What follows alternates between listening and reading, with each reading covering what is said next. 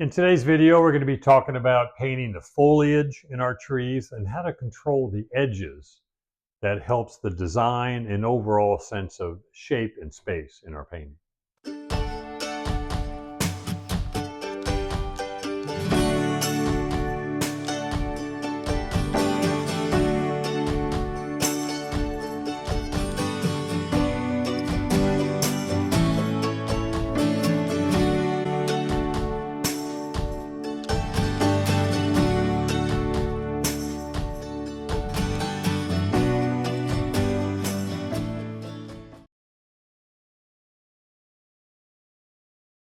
So when I'm painting foliage in a tree, I want to think about three things. One is shape, the other is depth or dimension in the tree, and the other is mood. So I have several paintings here of different artists we're going to look at and just think through what they're doing with their foliage. And this first one is Hanson Puthoff, early California Impressionist. And what I like about this one is the definite shape, simplified shape of the foliage of the trees. And you can see he's using some sharper edges along the edge of the tree, like right in here, and also some softer. So he's got a variety of hard and soft edges, which do two things. The sharper edges really define or emphasize the shape of the tree or the design of the tree and the design of the whole painting. You can see the edges here, some sharper, some softer, but the sharper ones will make the design stand out more. And he has a variety. So with the softer edges, that's showing more of the volume of the tree.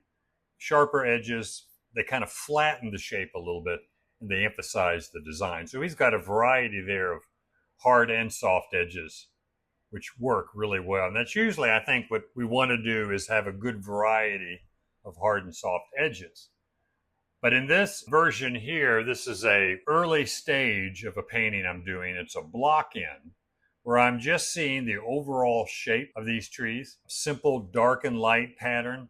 I'm keeping the edges sharp so that the shape really stands out. I want to really emphasize the shape first. And this looks flat. It looks two-dimensional, but that's okay for now, because I'm thinking more about the design, and it's easier to do that with sharper edges. The minute I start softening edges, I'm going to start creating more volume or space with the tree. And if I go too much in that direction, the design can be hampered a little bit. If I stay too sharp, then the painting is going to be maybe a bit too flat, all depending on what I want. But at this stage, I want it flat. I want the edges sharp so I can focus on the design or shape of the tree. Then, in the remaining stages, I'm using a variety of softer edges in these parts of the foliage and the shadow to make them recede and go back. And in the light too, a few softer edges make the foliage look like it's rolling backwards, like it has volume, like it's sitting in three-dimensional space. Whereas if I leave everything flat, not so much. But what the flatness does is emphasize the design of the tree. So I hope that makes sense. I want to leave some of those sharper edges to emphasize the overall shape of the tree, and then soften some of the edges to give it a little more volume and space. So looking at a few paintings here, this is Harriet Randall Loomis. She was a New England painter, early 20th century. Did a great job with trees. I love the variety of color she has in here, but we're not really looking at color. We're looking at edges. And again, she has a variety. Some of her edges are fairly sharp, real defined. And again, that makes the overall shape, you can see the same thing here, the shape of the tree really stand out. And some of it's more, I don't know, lacy or soft, where the shape kind of dissolves. Having both of those, I think, works well. Going too much one way can flatten your painting. Too much the other way, then your shape dissolves and you lose the solid feel of the painting. But she does a great job of using both hard and soft edges. Now this one is Minerva Chapman. This is also a great example of simplicity. First of all, the foliage on the trees are nothing but shape. with a variety of hard and soft edges. The harder edges, she has, again, a lot of the hard edges in there, and that emphasized the design of the foliage. And then the softer edges give it some depth, especially in the background. You can lose your edges in the background. That makes the trees or the foliage recede and go back and creates depth. But even in the foreground, like this one tree here, just a little bit of pushing and pulling the edge can give it volume, make it look three-dimensional, where the sharp edge does not do that. The sharp edge makes the tree look more solid, somewhat flat, but combined with the soft, I think they work together to make the tree work really well. And you'll see some painters do not soften the edges much at all, and they're trying to really emphasize the design of the painting.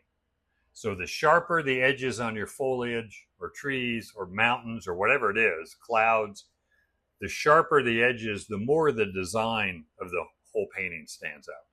Then as you start softening them, that gives them depth. And I think a nice balance of both is what's needed. So this is a painting by Edward Compton. He was a British painter. And here you can see the softer edges in the background makes those trees recede and go back. Does give it depth. I mean, it's also because of the fog rolling in, but it does recede. And then the sharper edges, like this tree right here, again, that emphasize the shape. And that's why the shape is so important with sharp edges. Keeps your tree from looking boring. Really study trees and design good shapes. Not always just copying what you see, but understanding what makes a good design or shape for the foliage. You can see the sharper edge here next to the real soft edges in the background. This foreground sharp edge tree really comes forward and the others stay back. And you kind of lose the shape of these a little bit, and you want to because it's in the distance, and this thing comes forward. Here's a painting by Helen McNichol. She's a Canadian impressionist in early 20th century. Now she's using smaller brush and just broken edges or kind of a lacy edge using choppy brush strokes with a small brush. So while there is a lot of hard edges, it's that kind of choppy small brush stroke that gives it a softness to it. So it's somewhat hard edge, but they're small enough brush strokes that it looks softer. And some of them, the edges she's smeared or pushed or pulled to get a softer edge. But things aren't so soft that the trees lose their shape. There's still a definite design to them, but it's more of a lacy look with that smaller brush stroke, which is real effective. Here's one by Alfred Sisley. Same type of thing, using smaller brushes to chop in little dark and light shapes. Hard to do because the small detail with the small brush can make your shapes fall apart. Your trees can lose any kind of solidity to them, but they don't. The shapes are pretty definite. And the edges are kind of nice. Again, they're not softened or blended, but is using a smaller brush stroke, working wet into wet with the sky probably to get a variety of hard and soft. It's another Hansen put off in all kind of one color, maybe two to three values on these trees. He's primarily thinking of the shape of the foliage and then pushing and pulling some of the edges to make them sink back a little bit. But he's got enough hard edges in there that the shapes really stand out. And it creates a real nice design of the foliage or trees in the middle ground. Now we get to more mood. We look at George Ennis, who, and I don't know what he did. I don't know his technique here. Whether he took a rag and just rubbed the colors in, I'm not sure what he did. Or used glazes, probably a little bit of everything. But a nice variety of pretty much soft edges in the foliage and the grass. You can see no edges hardly at all in the grass. A few in the foliage where the cloud kind of cuts in and creates some sharper edges. But the only real sharp edges are in the branch here, the bigger branch and the smaller branches. And those real sharp edges and light lights against the real dark tree trunk really makes them come forward. And then the softer edges and the foliage makes it stay back. And again, the shape kind of dissolves a little bit. It's not as solid looking, but there's enough dark and light, or an edge between the dark and light, to make that look three-dimensional. So think about both sharper and softer edges and see what you can do with them. Here looks to be a smaller painting just by the handling here of the cows and, I don't know, a guy in a white shirt, not sure. A little streak of sunlight on the grass. Real nice painting. And the important thing about the trees here is the overall shape. The larger and gradually getting smaller as it goes back into the distance. But the edges are all fairly soft. There's not a lot of real sharp edges, but they aren't so soft that the design or shape totally disappears. It starts to disappear here. This looks like a quick outdoor study or an indoor color study before doing it bigger. Beautiful painting. So another one, this is at the Metropolitan in New York, and I've looked at this thing so many times. Again, very soft edges. The shapes almost disappear, but it does create a mood. Softer edges give you a mood, kind of an eerie mood to it, but a definite mood, a little bit sharper in the foreground foliage closest to the viewer, a little bit sharper, and then it just gradually gets softer and dissolves into the background. Really beautiful painting. I like coming back here with the outline of some of the trunk and branches. It gives them a bit more shape and form. Again, sharper edges always emphasize the form and shape or the design of a tree really well. This one, amazing painting. Of course, I've only seen images on the computers. Isaac Levitan. He's got a little bit of everything. Big, simple shapes in the foliage here. Some sharp edges, some soft simplicity in the background shadows, and then all this little brush stroke in the detail over here on the left side. But it's such a beautiful job. So much detail with a small brush, but the big shapes and the design holds together.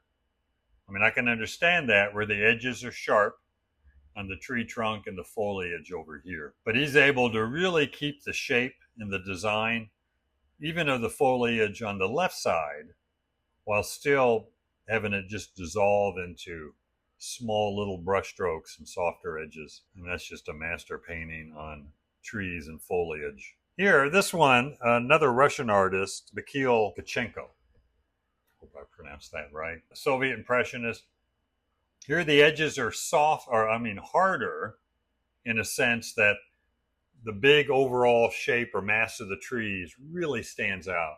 But they are somewhat soft because it's backlit. You can see the softness in here.